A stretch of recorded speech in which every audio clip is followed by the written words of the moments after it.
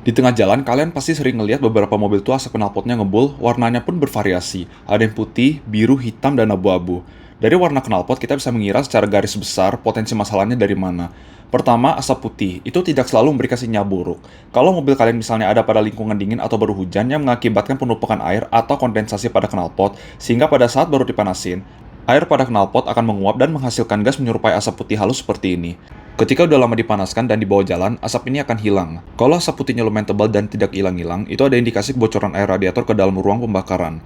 Bisa karena kerusakan pada gasket kepala silinder, atau ada yang retak antara kepala silinder dan blok mesin. Jika mobil kalian mengeluarkan asap ini, diusahakan jangan dipakai berkendara terlalu lama dulu karena bisa mengakibatkan mesin overheat yang efeknya bisa domino ke komponen mesin lainnya. Untuk mencegah kebocoran air radiator ini, usahakan selalu gunakan coolant bukan air, rutin kuras air radiator dan ganti oli, serta cek dan servis sistem pendingin mobil untuk mendeteksi beberapa gangguan seperti termostat rusak dan kipas radiator mati.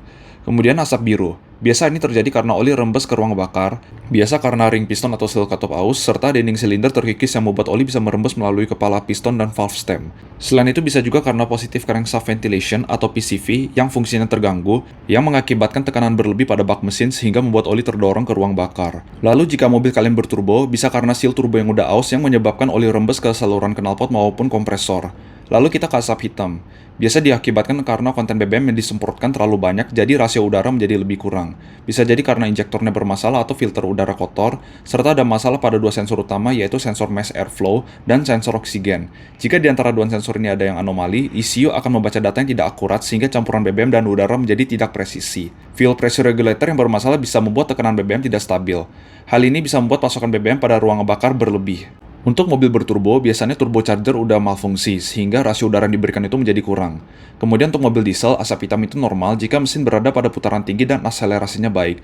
Tapi jika putaran mesin bergerak konstan dan keluar asap hitam, baru ada masalah. Lalu terakhir asap abu-abu. Mendeteksi masalah pada warna asap ini tidak semudah warna lainnya karena penyebabnya itu bisa satu atau kombinasi dari beberapa masalah. Bisa karena oli rembes pada turbo dan mesin, coolant dan cairan transmisi bocor, malfungsi pada katup PCV, dan pada mobil diesel bisa jadi olinya kurang. Walaupun kita sudah melakukan perawatan berkala, semua komponen mobil itu ada umurnya, sehingga knalpot ngebul tetap bisa terjadi. Jadi ini buat yang berencana beli atau memiliki mobil yang udah di atas 10 tahun atau kilometernya udah ratusan ribuan, kalian akan menghadapi resiko ini apalagi peremajaannya minim.